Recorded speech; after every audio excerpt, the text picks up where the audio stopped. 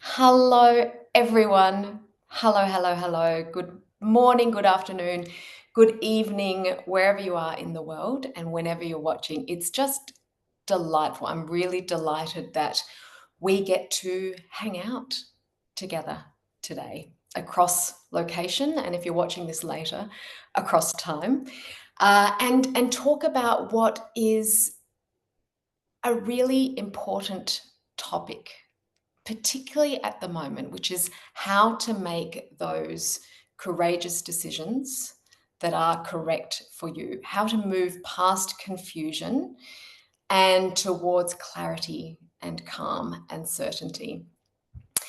And I actually wanted to thank you for taking time out from a world that it can feel overly chaotic. It can feel incredibly confusing. It can feel incredibly busy, to invest in this time to become calmer, clearer, because the world needs you that way. So I would love to get an indication from you. Where are you at right now when it comes to calm and clarity and certainty versus confusion? Where are you at on a scale of 1 to 10? So 1 would be, I am completely in deep, dark water. I cannot see the light at the surface. A 5 would be, I am having moments of clarity, and then I switch to moments of confusion, and it's approximately equal. And beg your pardon, a 10 or a 9 would be, I am pretty clear most of the time, and I just want to make some tweaks as to how clear I can get, as to how I make decisions that are right for me.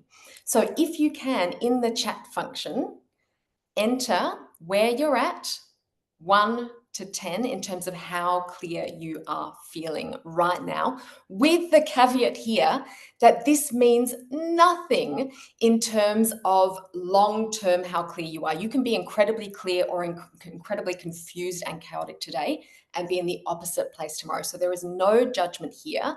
I just love to get a sense of where you're at today. Let's have a look in the chat function. For those who've just joined, we're putting in the chat function where we're at from 1 to 10. 10 is I'm incredibly clear and maybe I shouldn't be taking this masterclass.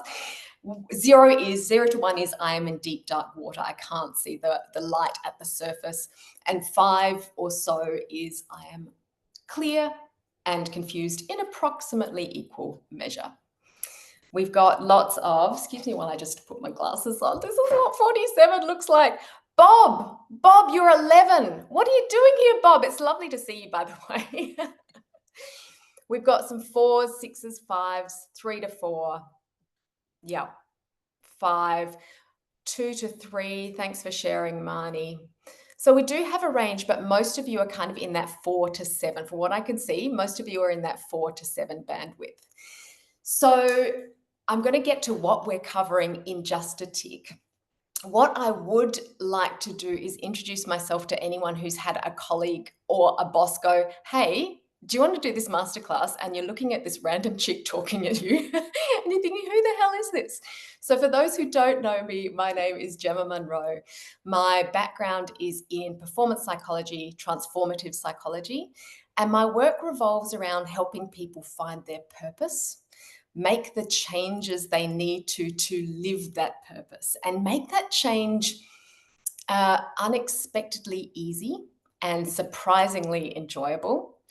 And then to harness the courage to shine and shed the self-sabotage that is in the way, so that you leave whatever I do with you, whether it's keynotes, masterclasses, online programs, coaching, you leave that experience with the fire kindled or rekindled in your belly, but also you feel lit up enough that you can't help spark the light in others. So together, this group here, we get to create this amazing ripple effect in a planet that is desperately in need of more light and calm at the moment. Okay, let's have a look at what we're covering today. We are going to look first at how the world has, forgive the expression, but bollocksed it up when it comes to teaching us how to make great decisions. We're going to look really briefly at the ways in which that has happened, the common ways we get decision making wrong, not because we're bad or stupid or lazy or don't have our SHIT together, but because we've been taught the wrong way. But what I want to spend most of the time doing today is talking about the 5 tools, and not just talking about them, teaching you the 5 tools to make courageous decisions, bold decisions, brave decisions that pop you neatly on your path, on the trail that you are here to blaze, and furnish you with the courage to do that in a way that feels incredibly wonderful for you. Shying away from the temptation to follow the most commonsensical path, the path that we think will give us the most security, and having the courage and clarity to make the decisions that pop you on your path. I'm going to be practicing those tools with you. So you get to try out every single tool today in the masterclass. What I would say is I am giving you 5 tools because there might be 1 or 2 tools that you go, that one might not be for me. I want to give you a series of tools. It's like different tools in your toolkit so that you can find a tool or 2 tools, perhaps even 3 tools that really work well for you. I'm also providing you some tools that work really well in different situations, as in there are tools where when you've got solitude, use that tool. Where you need to make a super quick decision and there are people all around you, use that tool. So before we get into the way the world has completely bollocksed up teaching us how to make decisions, it's done it incredibly poorly. Let's just center a bit. One of the ways we get in our own way through no fault of our own from making great decisions is we rock up to things like this, to anything feeling scattered, feeling like we are moving in a multiple range of directions and not actually feeling centered within ourselves and able to access our own wisdom. With that in mind, can you for a moment, and feel free, if you're the sort of person that likes to close your eyes through these exercises, feel free, I will leave it up to you. But I would love you to, if you can, put your feet on the ground. If you're sitting down, which I think most of us are, feel the chair, the whatever it is under our bums. Actually get grounded in that. If you're lying down, feel the bed. Wiggle your toes. Take a deep breath. Let it out. And just for a tick, imagine that all around your head are fans, F-A-N-S. And I don't care what sort of fans you're imagining. It could be those, those 70s ceiling fans with the wooden slats. It could be those. It could be those little portable fans that you hold.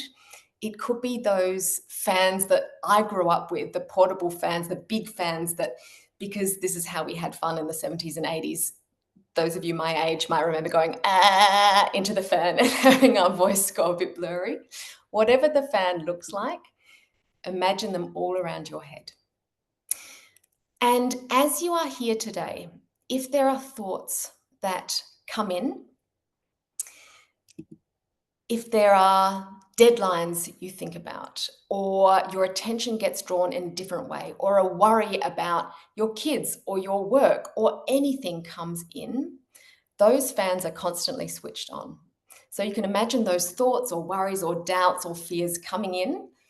Imagine them how you will. They could be little black clouds.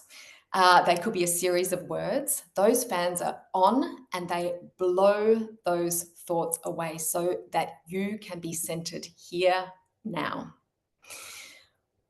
While you are in this space with a head that's starting to feel a little more clear, feel free to put your hand on your heart and your hand on your gut or your tummy. Alexandra Franzen taught me that this is called the hut. One of the ways we've been taught to make decisions is with our head. And one of the first things I learned about making courageous decisions is that is one of the worst places from which to make decisions. Instead, we start to move towards our heart. And breathing with me, you're going to imagine a ball of golden light that starts in your heart and grows with every breath, fills up your heart space, fills up that beautiful belly space, and gradually starts to move till it reaches the very tips of your fingers, tips of your toes. Final deep breath in and out. Relax the shoulders, relax the jaw. Make your face relaxed. Have a resting face, no matter what that looks like for you. And when you're ready, you can open your eyes and remove your hands. Okay, so we've talked about what we're covering. I would like to just give you a very quick guideline for how to get the most out of this masterclass. And for those who've seen one of my keynotes, it's often the guideline I give first because I think it's incredibly important, not just for learning how to make courageous, clear decisions, but for living a life that is yours, that you get to the end of and you go, oh, what a ride. And it was my ride. The guideline is to take a well-known Christmas carol on its head. For those of you who are fellow Christmas carol nerds, you will remember the Christmas carol, Good Tidings of Comfort and Joy. We are instead going to lean into good tidings of discomfort and joy. We are going to lean into discomfort today and also joy. Why do I ask us to lean into discomfort? Because if you are here, I think you'll know and realize that it's only through discomfort that we grow. And if we're not leaning into the discomfort of growth, we actually start to move backwards. It's very hard to stay in our comfort zone. So we start to get grumpy and bored and apathetic and cynical and negative, and then we turn into grumpy old bastards. So I am here to say that there will likely be moments in this masterclass where you go, oh, okay, right, I've got some buttons being pushed here, and I'm asking you to lean into that discomfort rather than lean away from it. Your choice, of course. The second part of the equation is to lean into joy. One of the biggest ways that the right decisions speak to us is in the language of joy. And yet we live in a world that says, oh, well, you're a very serious adult now. You're a very serious leader now. Let's park joy because joy is not for you. In fact, if you display any joy, you're going to be thought of as not taking yourself seriously. To me, these are not mutually exclusive things. You can take yourself incredibly seriously. You can be on your path with courage and confidence and a sense of purpose and have incredible joy along the way, because how else are we going to spark that light in others? If others see us, if others are always looking up to us, particularly those of us, it's not even in people leadership roles. Everyone here, there is someone or multiple people in your lives who look up to you. If they see you being courageous and clear and all the things, getting all the things done, but they see that you are feeling burnt out, resentful, tremendously serious all the time, they're not going to want a bar of it. So as well as leaning into discomfort, I ask that if there are moments of joy that bubble up in you today, for the rest of the day, for the rest of the week and the year, follow that joy because it's leading you in the right direction. Final thing I would say in terms of making the most out of this masterclass is to be, forgive me for a slightly crass term here, to be full-assed, like not half-assed in your presence. And I know it can be really tempting when you're online. You've got emails coming in, you've got things you could be typing on and you're just listening in the background. But for this next hour, try and imagine that someone you think is amazing is speaking. So for me, it might be the Obamas. And just so you know, I'm not likening myself to the Obamas. It's not about that. I just remember going to hear Jacinda Ardern speak a year or so ago. And between us, she didn't say anything I didn't know before, but it was Jacinda Ardern, and all of us, 1,500, mostly women in the room, went, we are here. And almost everyone left with a sense of upliftment, perhaps because of how amazing Jacinda Ardern is, But I think it was just as much because of the full asked presence that we had. We were there. And that helped us to really pay attention to what was the wisdom that was right for us. I would love you to approach this with full certainty that you are going to learn at least one tool today or one thing today that is going to uplift your life or your career or both in a way that feels good and right and needed for you. Okay, shall we look at the common ways that we get decision making really, really wrong? The way we get it wrong most of the time, we choose to make decisions that lead us up a well-worn path that just isn't ours. It might look really impressive to others. It might make sense to others, but we know it's not our path because after walking for it for a while, after having made this decision and then living that decision, we start to feel really heavy. We start to feel stuck or stagnant and like we're in the wrong place. But sometimes we can feel so far from our right place that we just keep walking. And then we get stuck. We climb a ladder and go, oh, right, this is not my ladder. The biggest way we are taught to make decisions that completely stuffs it up for us is by tapping into only 50% of our intelligence. And here are a few ways we get it wrong. As I read out the ways we get it wrong, I would love you just to write down, I'm going to list out the way we get it wrong, number one, and then tell you what it is. If you do that thing, type 1 into the chat function because it'd be great to see where most of us are sitting or if we're right across the sphere. So the way we get it wrong, number one, we're taught to make pros and cons lists. So if you have ever or still make pros and cons lists, type 1 in the chat function, please. The way we get it wrong, number 2, we consult others. We say, what do you think? What should I do? We put other people's wisdom ahead of our own, even though they are looking at that decision from their lens and their experience as opposed to ours. So that's number 2, consulting others. The way we get it wrong, number 3, and this will take some bravery to admit, lean into discomfort. We make the decisions that look impressive to others. Type in 3 if you've ever done that, or you perhaps still, if you're just really wanting to be honest, still do that. We get it wrong, number 4, we do what makes the most sense, the most logical sense, the sense that it's like, well, yeah, of course we do that. It's commonsensical. It's the equivalent of taking the next step up your career. Number 5, we follow other people's taps on the shoulder. Hey, you should do this. You should do that. Have you thought about that? You'd be great at this. Your strengths are this. And number 6, doing the things that will likely, it's often an illusion, but will likely bring us the most security. The mortgage is most likely to be guaranteed to be paid, for instance. Oh, we've got a whole lot happening here. Thank you so much for Marnie, you're doing the pros and cons list over 2 job options. Marnie, you are in the right place at the right time, my dear. You will have 5 new tools as a result of this masterclass today.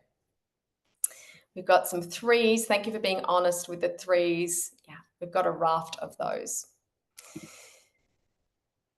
All of these decisions, these ways of making decisions, they tap into our left brains. And there is nothing wrong with our left brains. Our left brains are great. They are great for narrowing down on what won't work. They are great for looking at what are the risks of doing this.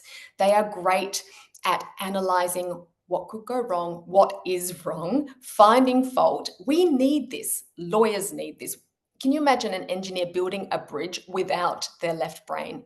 It's incredibly important. The way it works, though, when it comes to making decisions, our left brains They respond, actually, I'm going to give you a scenario. Imagine that you've got an option coming up in front of you and you're using your left brain to consider whether or not you go for it. This is a decision that takes some courage. Your left amygdala's response, so we're going to look at the left amygdala, the left hippocampus, and the left frontal lobe. Your left amygdala's response to that courageous decision that you could possibly make is no. It literally goes and it immediately floods your body. This is what the hippocampus does. The left hippocampus, in response to the amygdala's no sirree, Bob. Sorry, Bob, we actually have a Bob on the call. No, sir, no, ma'am. Your left hippocampus it floods you with cortisol, which is the stress hormone, which is the hormonal equivalent of saying, batten down the hatches. We are closed for business. Then, in response to the left hippocampus, your left frontal lobe thinks of all the reasons why you should not say yes to that courageous decision. It passes, it analyzes, it finds every single thing that not only could go wrong, it will convince you it will go wrong. Because if there's one thing I can say about the left frontal lobe, it is an arrogant mother so-and-so. It likes to be in control, and it's saying to you, I'm right. You bet I'm right. You must listen to me. So if we are making decisions with our left brain, can you see how we are wired? And every single way of making decisions I shared with you just before is using mostly that left brain. Can you see how we are setting ourselves up to make safe decisions, to make the decisions that feel the least like fear, that require the least amount of courage, and often the decisions that require the least amount of our authentic selves and put us on the path most traveled? The right brain, in response to possible courageous decisions, you know how the left brain goes, oh, no. The right brain goes, oh. It gets curious. It's literally going, this could be, what could happen here? This could be amazing. And what I love about the right brain is that it is where the intuitions come in. If you've ever been in a relatively peaceful place, which is associated with being not just right brain, but whole brained, you will find that that is the time where the intuitions land, the right ideas land, the right book lands in your lap, the right person rings you. It is amazing. If we move away from that left brain style of decision making and open ourselves to make whole brained decisions, we actually make the right decisions and we move away from taking the most commonsensical path that ends up leaving us feeling heavy, stuck, stagnant. If you have questions along the way, please do type them in. I'm not promising to cover them today because I want to just jam as much value as I can in terms of the tools. So you've got as many tools in your toolkit as possible. But my fabulous EA, Katrina, is womaning the chat function. She's going to be taking note of all the questions, and I will answer as many as I can in socials over the next few weeks. So on LinkedIn, Insta, and Substack. Okay, so can I just check? Is that ringing true for you? And are you ready to learn a different way of making decisions? Fabulous. Rachel, you think I was in your brain last week? No, I don't think I was, love. But I think all of us have been there. We have all been stuck in this fearful loop and then ended up taking the path most traveled as opposed to making the decision that is right for us. Excellent. Thank you for that feedback. That's really useful. So how do we move from making these annoyingly prevalent, using these annoyingly prevalent ways of making decisions and instead move to a way of making decisions that isn't just in your left brain, but it is instead, beg your pardon, in your whole brain? We actually switch from making decisions up here to accessing our whole body. Because our body, when we are in our body, we get immediate access to that right brain state, to that whole brain state, when we can stop thinking from the neck up and start making decisions from the neck down. The tools I'm going to teach you today, I've called, and it's a mouthful, I've called them whole-brained, body-based decision-making tools, because your body knows the score. If you don't believe me, and a few of these, I think it's 2 of these tools today I've learned from Martha Beck, including this little exercise. Martha is awesome, and she's got a new book out called Beyond Anxiety for those that have anxious thoughts. She's brilliant. Highly recommend that book and her in general. But just for a tick, to show you that the body knows the score, can you please get out your thumb and your forefinger, and you're going to rub them together. And you're going to say out loud, if you can get away with it and you don't feel like too much of a numpty, you're going to say, I love fresh air. Off you go. You'll see, for me, I think for most of you, this will keep moving. Now say, you ready for this? Out loud, I love nausea. I don't know about you, but mine got tackier. My thumb and forefinger got tackier. It actually kind of wanted to stick together. Claire, I can see your face at the moment. Did that happen for you? Even just, yeah. Your body, in response to a lie, your body secretes tiny little bits of sweat to say, oh, this is stressful to my body. I do not like this. Your body knows what is good for you. It knows what is right for you. The problem is most of us have been taught to make decisions using our minds. So let's learn tool number 1. This one requires a bit of solitude, or at least a bit of quiet. The second tool requires some practice. If you're wanting a tool you can use immediately when there are people all around you, hang tight for tool 3, because that's going to make your socks roll up and down all by themselves. I've called this tool the 3 questions, and I've used it a lot. We're going to practice it straight away. To practice it, you're going to need to come up with a decision you can make right now that has 2 options available to it. And I really encourage you to not go straight to decisions like, should I leave my marriage? We might leave some of those emotive, big decisions till later. You could have decisions like, should I eat spaghetti or soup for dinner?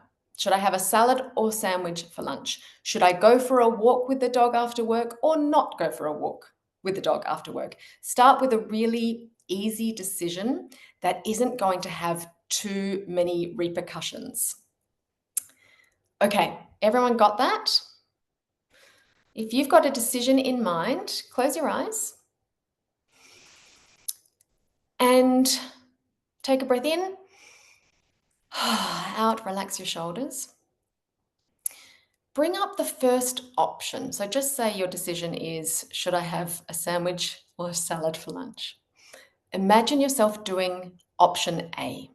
It might be eating a salad, taking the dog for a walk. Literally imagine yourself doing that thing. And as you imagine yourself doing option A, ask yourself these questions. In my body, from the neck down, does this feel more like mania or peace? Does it feel more like drudgery or joy? Does it feel more like freedom or entrapment? If your mind's getting in the way, remember you've got fans all around you, so blow the thoughts away. Now, let go of option A and imagine yourself doing whatever option B is.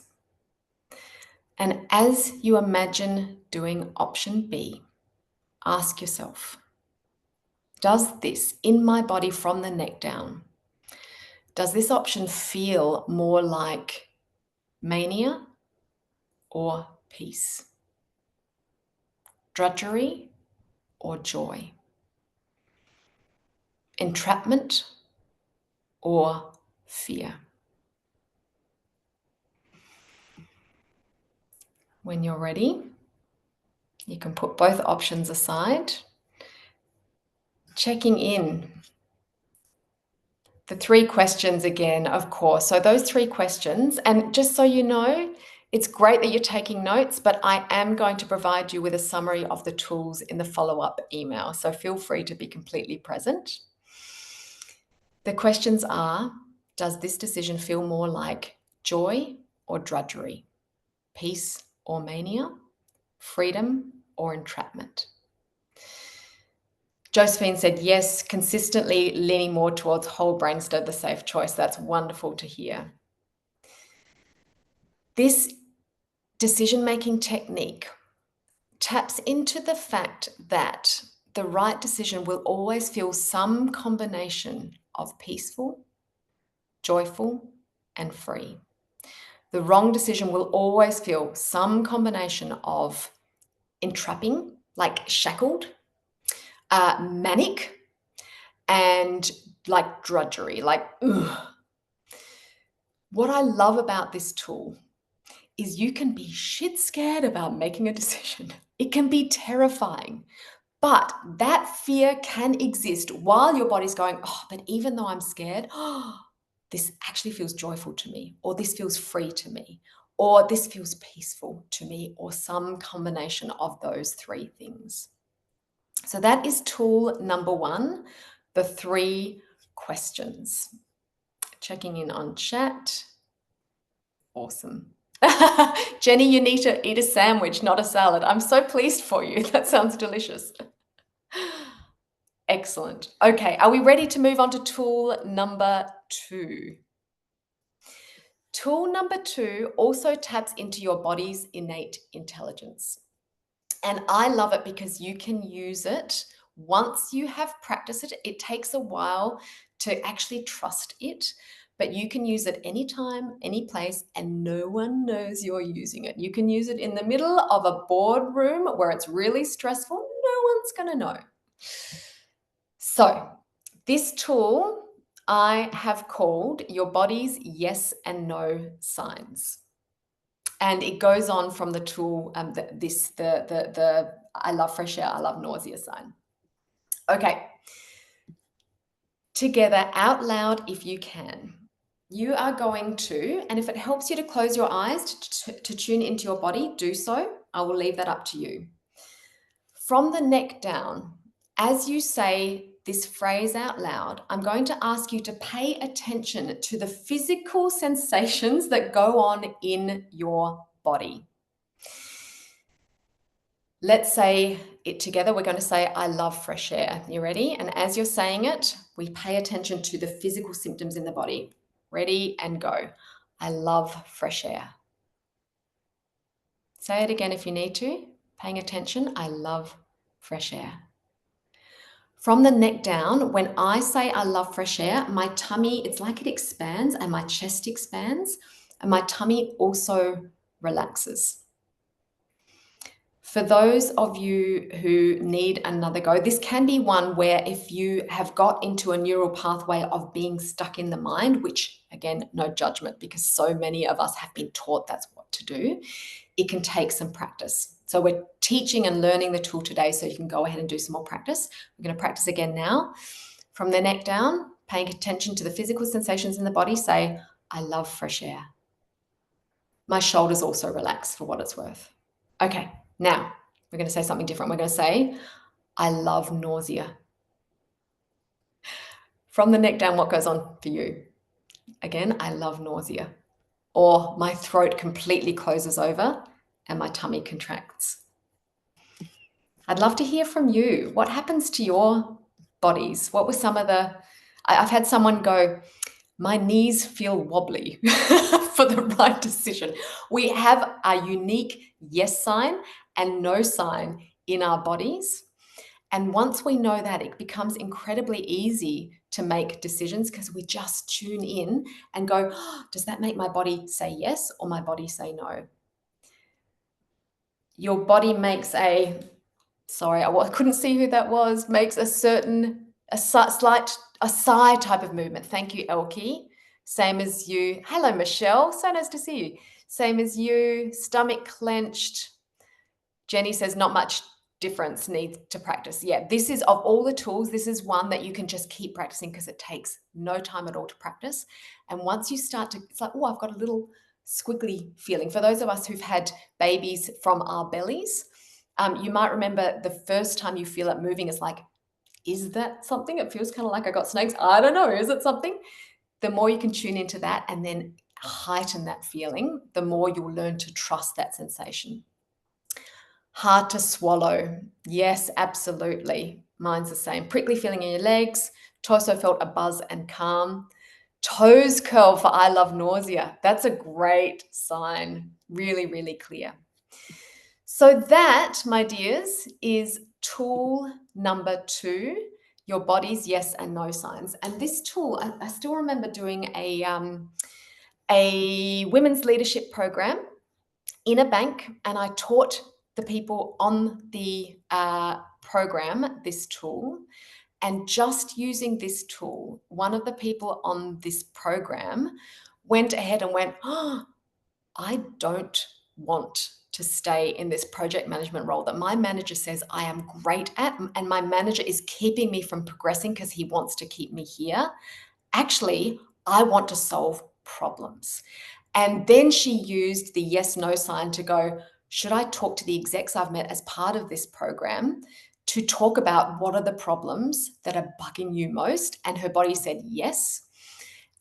Then she made a list of all the problems they said, and she used the yes and no sign to go, oh, that's the program I want to fix. And she kept using her body's yes and no sign to make courageous decisions like pitching a role that did not exist in the bank. And this was a very by the book kind of organization.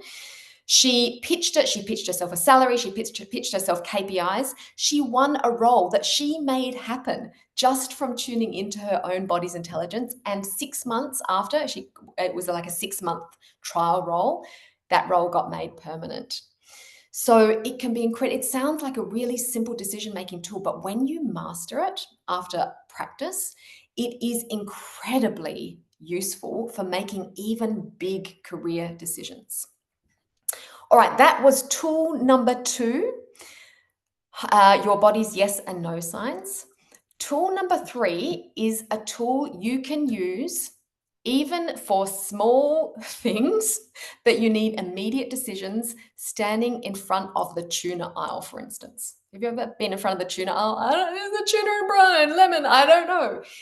Small decisions to huge decisions. I use this all the time because it's quick and easy. And I call the tool Infinity Fingers. So you've already found out through this tool here that your body is stronger when it makes decisions. For that reason, we can actually use our fingers again, but in a different way than before. We're going to make, it's called Infinity Fingers because we're literally making a figure 8. Does that make sense to everyone? What you're going to do, you're going to say, my name is, and then say, don't say Gemma because that's really not going to work for you, but say your name, and you're going to push your fingers together as after you say it. So I'll show you. My name is Gemma. My fingers have stuck together. Then you're going to practice with a different name. My name is Brian. And the fingers cannot stick together because it's not right. It's not the right call. My body knows it is the false thing. All right, are we ready to practice together? Can you, it's a form of kinesiology, absolutely. Can you say out loud, if you can, my name is, and then say your name. Ready? Off you go. My name is, and then pull together and see if they stick. Great. Now say out loud, my name is Brian, and pull together. Claire, it worked because you're not Brian, correct? You're Claire. Hoping we don't have any Brians on the call today because that would have been incredibly confusing. So let's try this now that you've practiced it. And just so you know, this of all the tools, there can be a tendency for your brain to go, hang on, it can't be this easy. Because your brain, your left brain especially, likes to be the one who is clever, likes to be needed, and your brain is kind of going, what? You don't need me. And it will start to question you, and it will actually start to sabotage this. You'll start to overthink this. So with that in mind, if that happens, again, fan those thoughts away and just play with this. Just have fun with it. Let's now, instead of saying our names, can you come up with another decision you can make? And you actually don't even need two options. It could be, what have I got on my to-do list today? It could be, should I write the email that, actually, I don't even say should, I just say, write the email to the masterclass attendees after the masterclass. Hey, that's what I'm doing after the masterclass. So come up with something you would like to test if it's a yes or no, and see if that works for you. You can do this in your own time.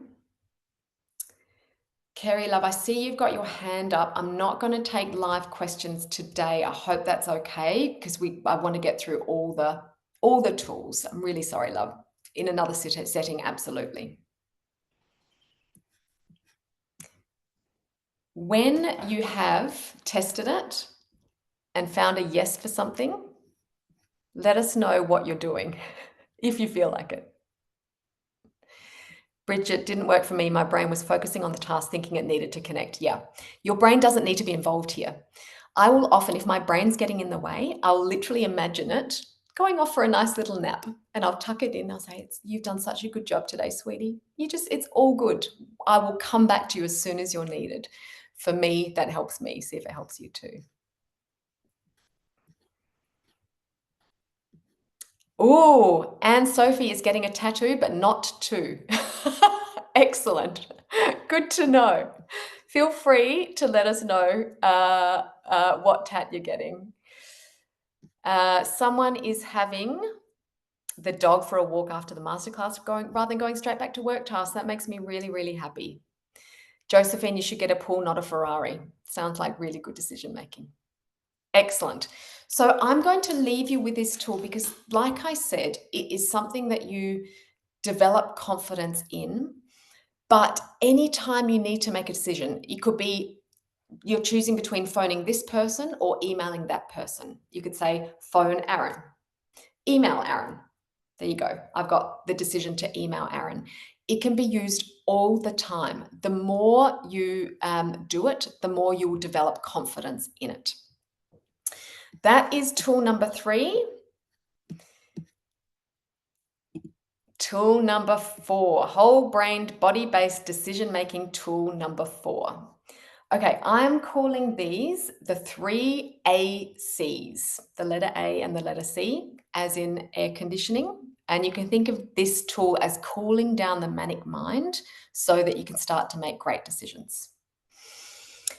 Okay, it's the 3 AC. So every single part, it's a 3-part tool. Every single part of this tool has an A word and a C word. And feel free to jot these down. But like I said, I will give you some notes afterwards. Part number 1, alpha, calm. Alpha, calm. This will not mean anything to you right now, and that's okay. Alpha as in ALPHA and calm as in calm. This is a non-negotiable when using this decision-making tool. It essentially involves you moving away from beta brainwaves, which is that stressful, analyze what's wrong, narrow down, left brain-based brainwaves, into alpha brainwaves, which helps you very quickly get into a whole brain state. And we're going to do that right here, right now. So follow me if you feel so moved. Feet touching wherever they can touch.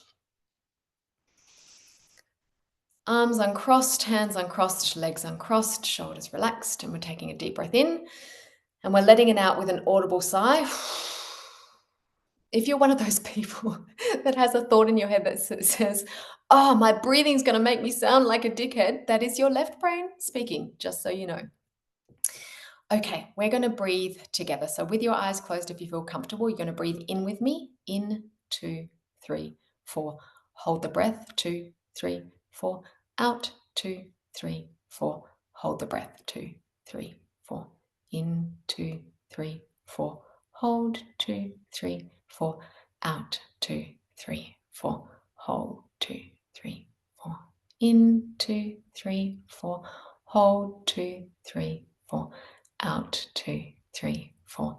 Hold, 2, 3, 4. Last time. In, 2, 3, 4. Hold, 2, 3, 4. Out, 2, 3, 4. Hold. Keep your eyes closed and breathe as you would like to breathe. When you are ready, you're going to open your eyes. For those who have your eyes closed, you're going to open your eyes. And instead of looking directly at something, which for most of you will probably be the screen in front of you, instead of having what's called a narrow gaze, you're going to open your eyes with what's called a soft gaze. Your vision will likely be blurry.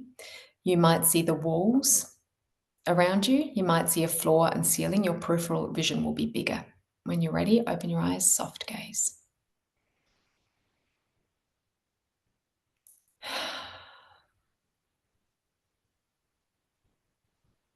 So if you're feeling a little more peaceful, a little more calm, I know I am, then well done. You've got your head into alpha brainwaves. This is a really easy way to get your brain into a whole brain state so that the intuitions can land, so that you're not looking at what could go wrong, but instead you're actually open to innovation, creativity, opportunity. If you're not a fan of the box breathing technique, which is the 4x4x4 and the soft gaze, you can also step into nature. I'm sure some of you have had that experience where you've been manic, stressful, and you walk around the corner and there's a sunset and your whole body goes, ah. So nature helps us to get into alpha. Music, some of you will have some pieces of music that you just put them on and again, you just go, ah, and your brain feels peaceful. And creative tasks that are done for pleasure. That's another way to get into alpha. Once you're in alpha, so alpha calm, that's the first part of this tool. The second AC is ask with curiosity. What do I mean by this?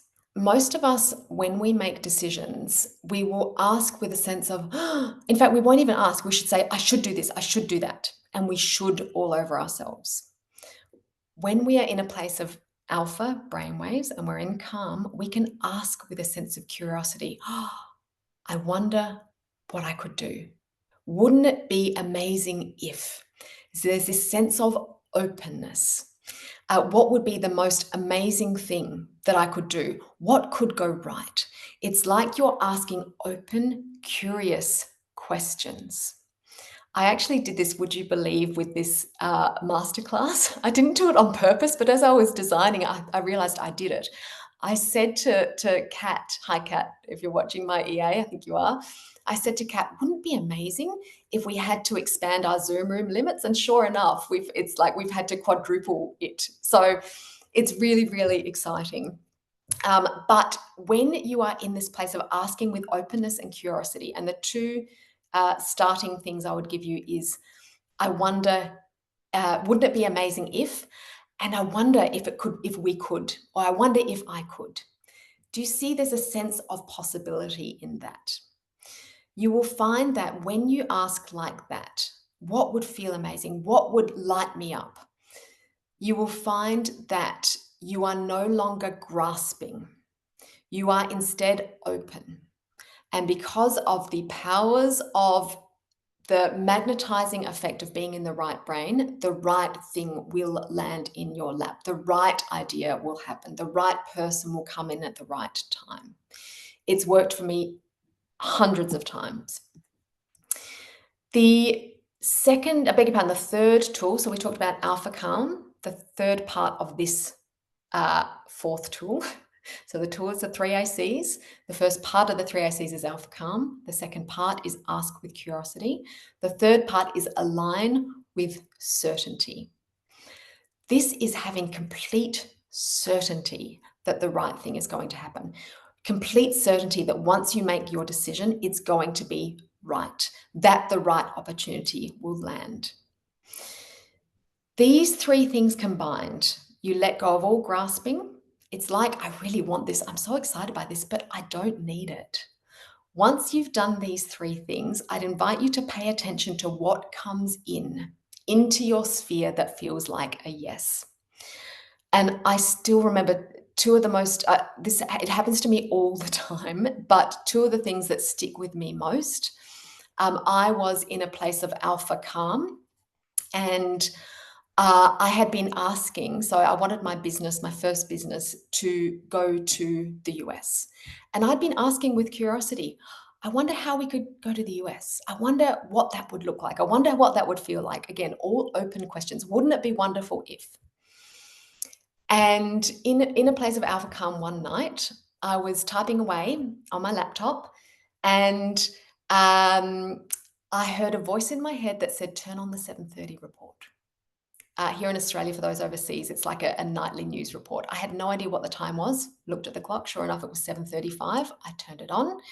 There was an article, what do you call it? It's not an article, a report talking about this program run by KPMG that takes Australian businesses and sends them to the US and teaches them pitching skills, investing skills, and flies them to New York, Los Angeles, San Francisco. My whole body went, oh, like my body's yes sign went, oh, yes, it was almost tingling.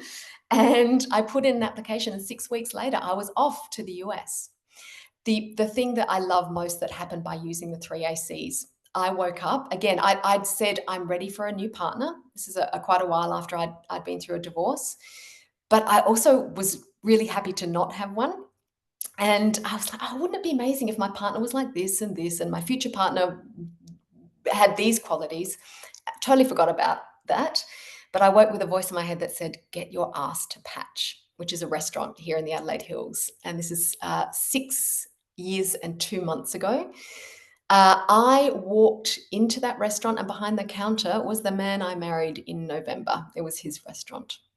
So these three sub-tools, getting your head to alpha, asking with curiosity, and then aligning with certainty and waiting for the right thing to land in your lap, and then paying attention to your body's yes sign and doing that thing. It feels like magic. It's actually just science.